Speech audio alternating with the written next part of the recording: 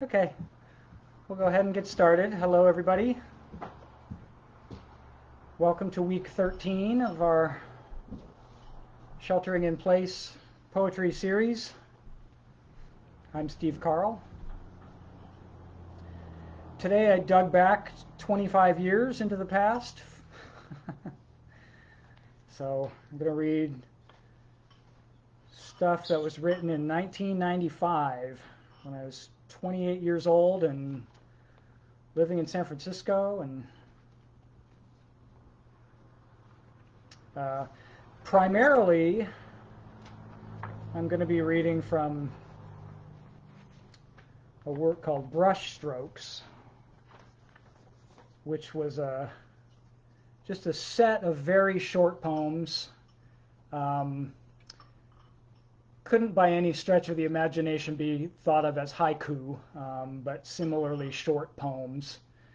And they're just sort of gathered together. I just thought of them in terms of sort of a painterly way of, making a metaphor out of them by thinking of them as brush strokes, just little strokes of the brush, sort of.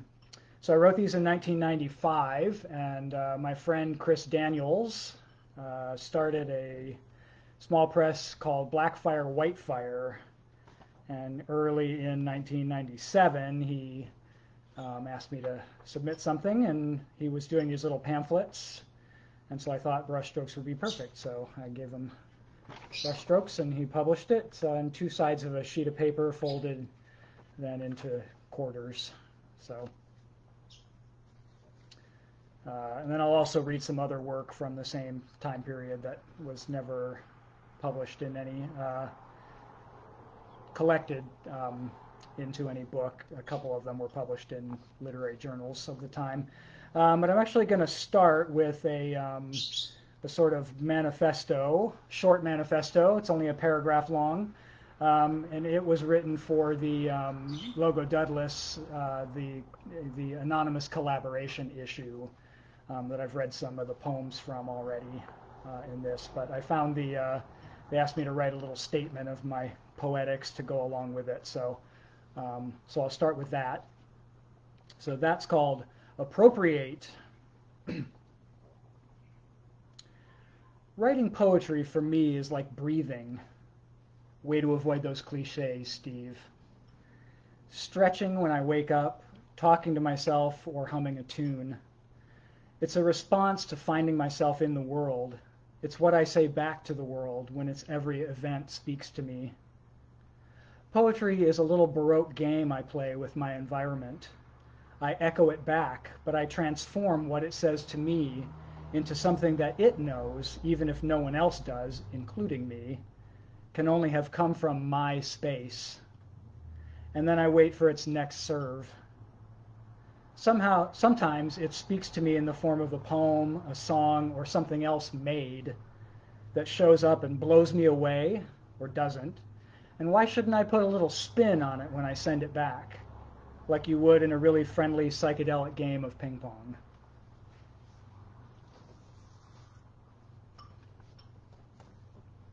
So, brushstrokes. She said, "Could we stick to a poetics of poetry for a change? Perceive me, be persuaded, radiate away from intoxicants in pale, steel vestiges of demotic obligation. The bibliotic impostors blossom into scholarship, bloom above intrusion. The erasure of the I might still leave its dot, locating a point to relate to, endless expanse hard enough to vary. Broom brush tradition is drawn underneath droplets on a counter, or measured minute where fictitious electricity follows revelatory contour. The pirouette of the thing was number 4, overlooked for a time, Bungalow and buccaneer settles belief for a half-life. Be rooted as and at Maya's harmonic collage. The real language is to be missed, collisive with each mnemonic mirage. And when it rains, we snow the deep dots on the motifed heavens. They developed hauntings or lurkings in lieu of dwellings built from print blue dreams. Each word sounds in inner ear, shapes in tone modular, as having emerged from a long journey across trackless expanses. Boy on Jupiter's banks clambers across the creek rocks. A new planet blooms like a chrysanthemum in the bush of evening. Huge news of meditative depth charge.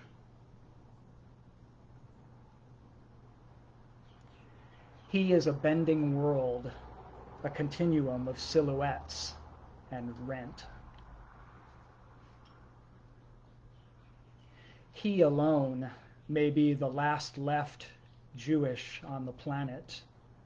Step right to sign on as manifest. A refusal to void. Instinct rolls a difference off. The voyage in return, its return engagement. Not thought, but what comes close in thought. Paced a plea, screamed, torn word, boring too deep to be heard, over more case-sensitive affectations. We are relegated. Tie lines together with purple curiosity. And suddenly surprise arrives of a resonant oceanry, silent citadel of cylindrical sunrise, implied a pleated crisis blading of emblazoned citizens. The king swells in a temporary chamber where skin swelters like abstract impetus. What I find is discorporation, but one can say too much and drown a needed silence, as in insomnia. The candled power of one Kandinsky, enough to melt or blow or light one psychic psyche the way through dusty debasement. Sex, among the propagating assemblies of storm, the passive restraints are nigh in superfluity. Must the sunflowers affront you with bullhorns? The impeccable breezes proceed to pull on the outlines of people. Romance show the colors off of refuse, sorted, suited, and seldom lacking in latter-day narration.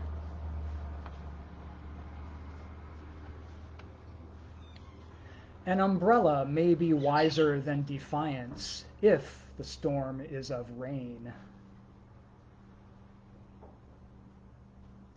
Angrier is the jewelry. World receding, gloried morning, sunrise of a sundered moment that lingers aloof as witness to rivers riven. Can you be the vaunted dawn?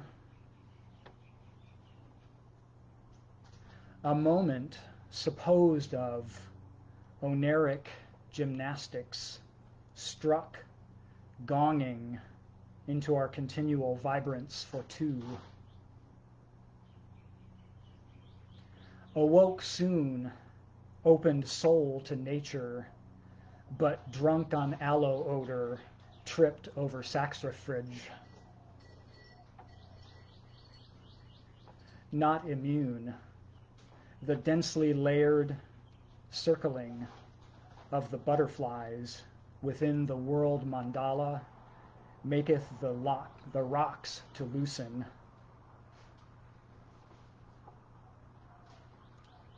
First stanza in F. Postulate balance, the still growth starred around high feathered headache, dressed the bouquet of weedgrass. Second stanza in F. Dropped a child's fist, mind the inner city, and these Chinese nesting boxes through which we, voices, speak. Increase the volume of said space, share time like wine. Brittle dream trees, they cracked to ash under the least touch.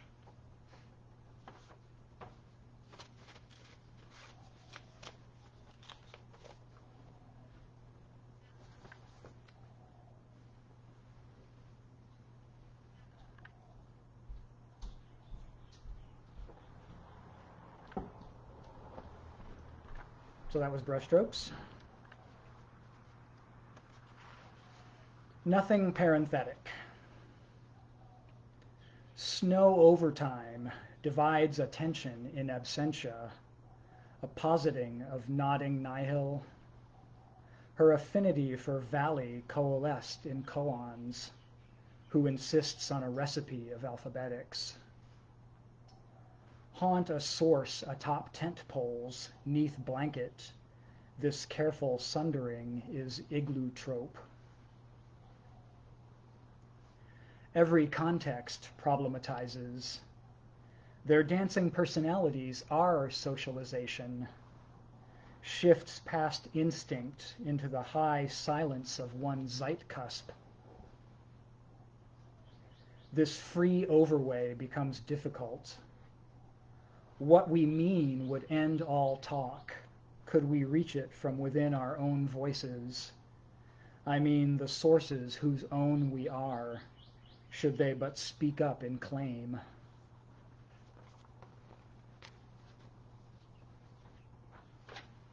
Here's another film poem, An Angel at My Table.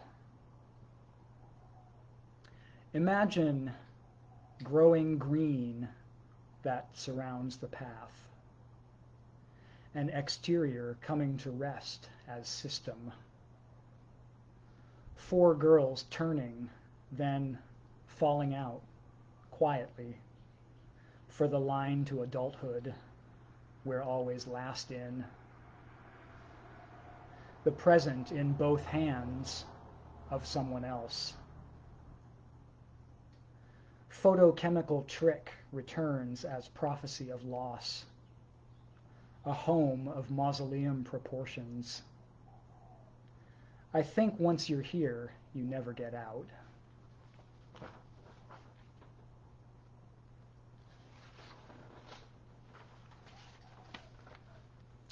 Of welfare. This one might sound familiar. The perfect form establishes an ordered state. This constitutes defensive people promoting the general to and for ourselves. Domestic and ordained united, we provide the tranquility of the common. For security ensures our united posterity more.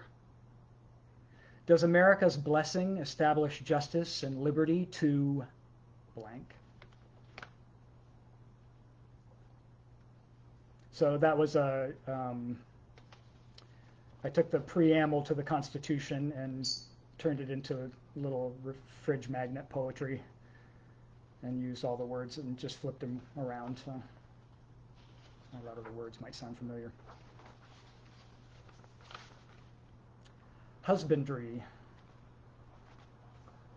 The spark word turns in the dark, exposes the open throat espousing it to sharp reacts and fast fallings.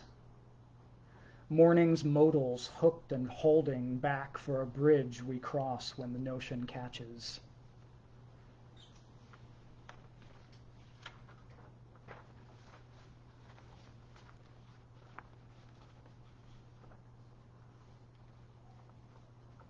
This is another one where I put the title last. This is only demonstration of a Baroque form of breathing, but born 2 years further into the realm of the unearthly. Cut out a space and reattach succession. Did the projected vary? Can we, by a habit of abstracting speech, resist becoming tyrant? Our very existence taken as value judgment on someone else's. Waters so psychological as to seek the lowest place to pool. The removal of environment as threat of high-lit implicon.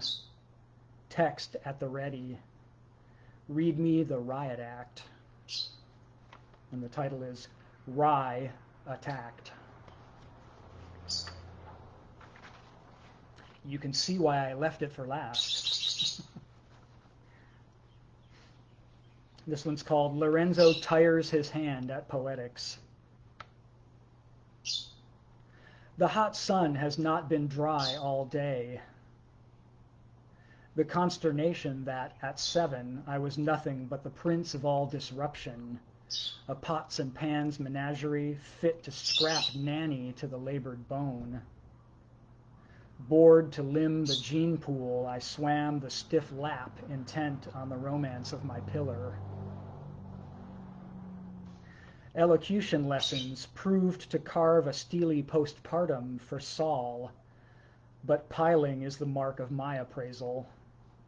Ego-inflected fusillade of the body populace. Its little raptures under sway of my inherited solarium, wetted with contempt. My iron willing, chain place safe. My physique is a fine paste, stuck to itself by the electric gate. My megaphone throat is open.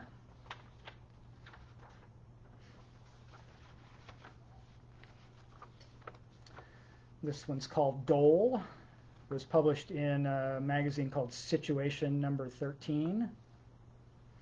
It has a dedication for Gilles Deleuze, the French philosopher, and Ken Saro-Wiwa, who was a Nigerian writer and activist who was essentially murdered for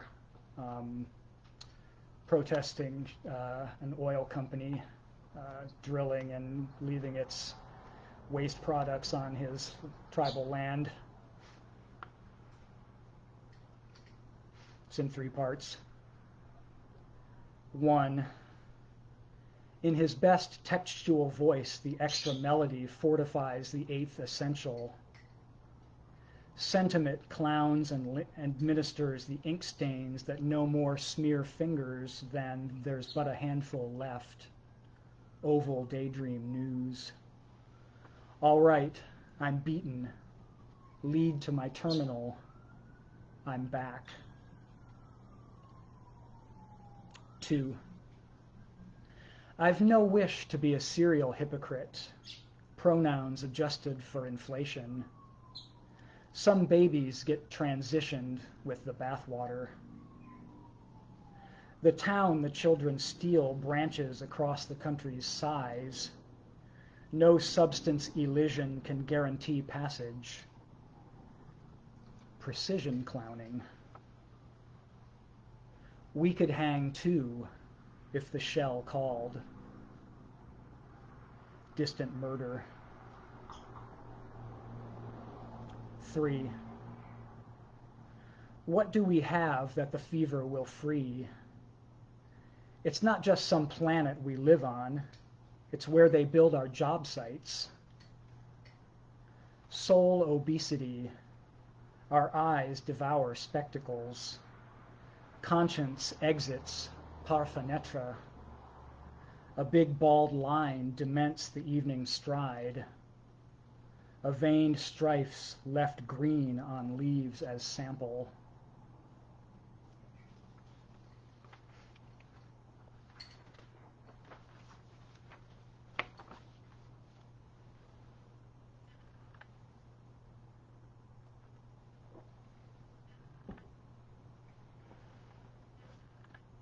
Deleuze took his life by jumping out of a window and on a high story. This one is called Match. This is the first of the 3 collaborations I wrote with George Albon. I read the other 2 in a previous reading, but this one was written in earlier, so this is the first one. This one is called Match. Taking the grandmother out of the frame is to count the people in line in front of you. 1, 2. A mutual loop of misprision may one day replace debate. The words burnt out, rhythm lines the air.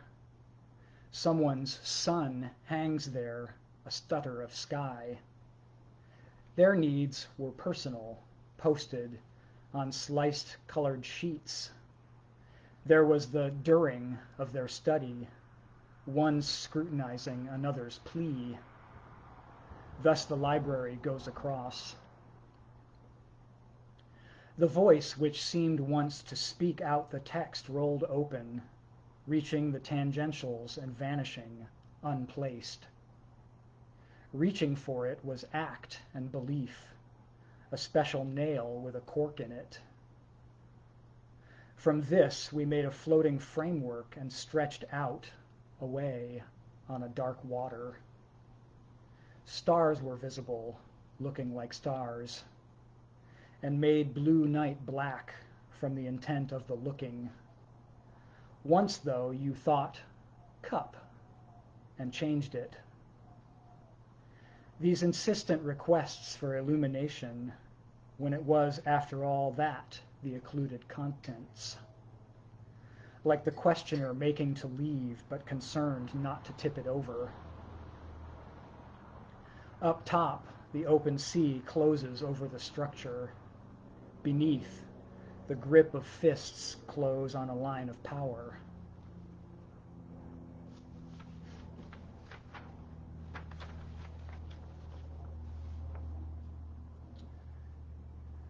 Toned Corporacies.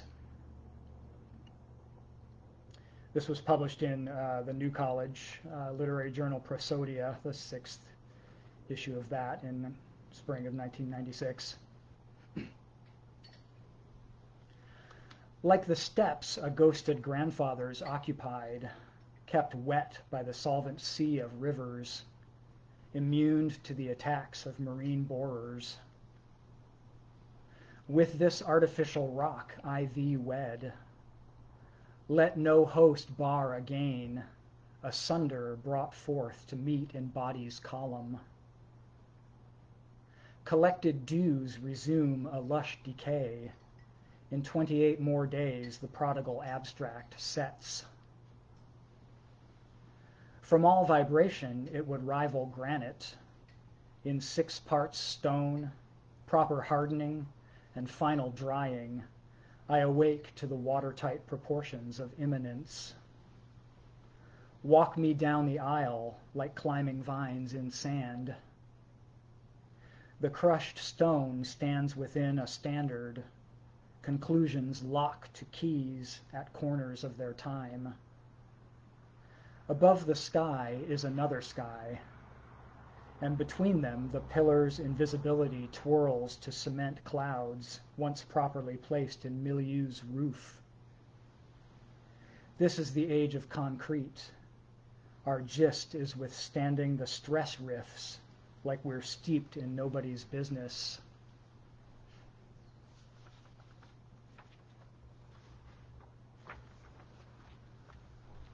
the last land. Yours, the contested green beginning. Camped everywhere on the surface of world, your labor ordained, disdained, made some genetic destiny.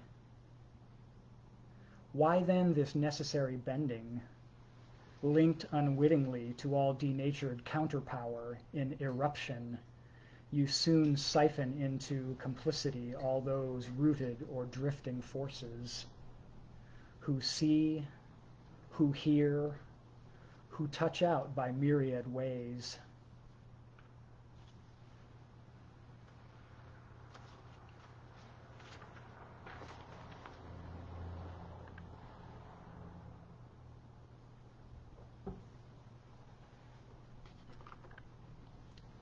Rain noise, brain noise, the thrown voice comes back to question us. Gene spool, sense man, dedicated refraction to the charming patron of the celestial setup. Sumac, calamine, pardoned voluble immersion for bubbly confessing. Bell tower, gallflower, Apache ease would be sufficient. It's restated in the killer's diary.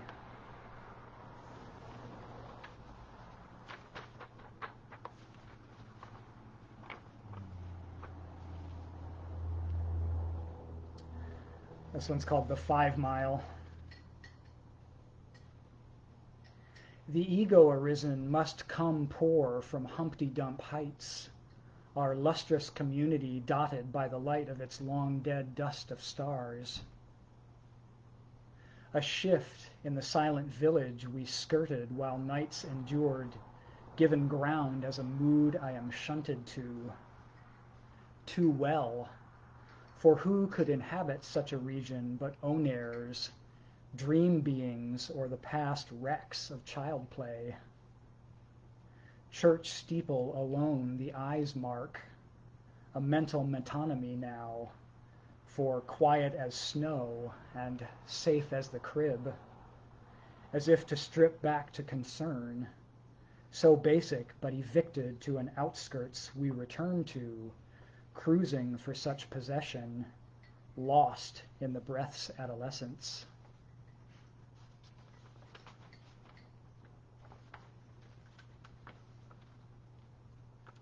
Clock radio. We stretch up, reaching out of our sleep folds, drop them like skin on bricks, reinserted into disheveled day's chill glow, awkward, like a medley of bones we open to it.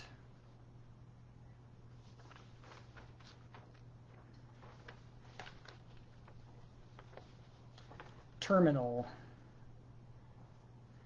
The Effigy Federation decries the land of the scapegoat, the trying winter of our departure. Inanimate travelogues postponed a shrunken version of transport. Fellow sufferers, against whose breast will your ears find relief? On the upbeat, my attention would fan out to fill the building. Like tiny people, they grow bored with their medicine in the waiting rooms. The voices overhead, not imperators, but rather reiterative. That what you say is true is not enough to stop its being blather. As masking the cancered lung in aerobic sculpt merely hides dying better. 80 humans drinking in seated postures, 500 miles an hour, 10,000 feet above it all. We alight manifold from unpersoned pyres.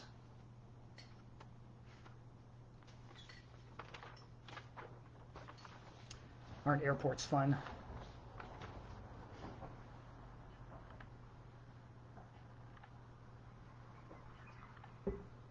I'm going to finish with this. I was in the Poetics program at New College of California in San Francisco from 1990 through 1993. And on my first day there, I met a woman named Jessie Taylor York. Jessie had short black hair, piercings, a leather jacket, and motorcycle boots. She looked the part of this punk rock lesbian biker who wrote poetry and studied classical Greek. I thought she was the coolest. It wasn't exactly mutual at first. She, not surprisingly, seemed a bit suspicious of me, a straight white guy from a middle-class background.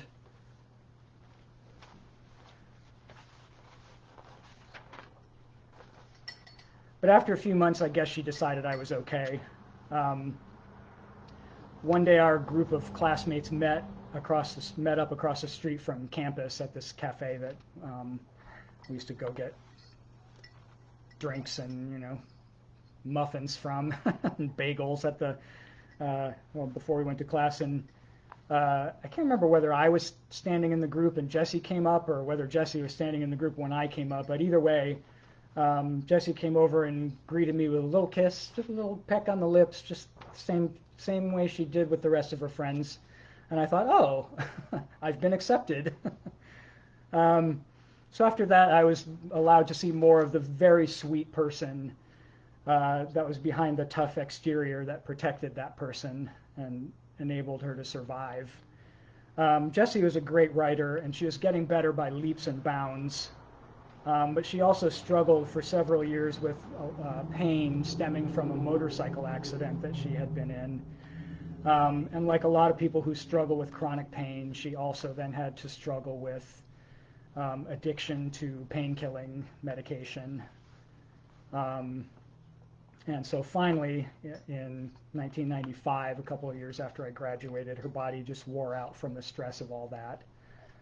And we lost her at the age of 32. So I had a magazine called, a literary magazine called Antonym at the time. And so I wrote this poem as part of my grieving process, and also as part of the memorial that I put together for Jessie. So this is for Jessie. You, storm cloud, must know now to escape from memory is not so easy as leaving memories behind on these heavy peaks, while you, drawn into the draft, may give forth as teething thunder, as a silent lightning, or finally to drop as large and warm as rain tears. Thank you. That's all I'm going to read for today.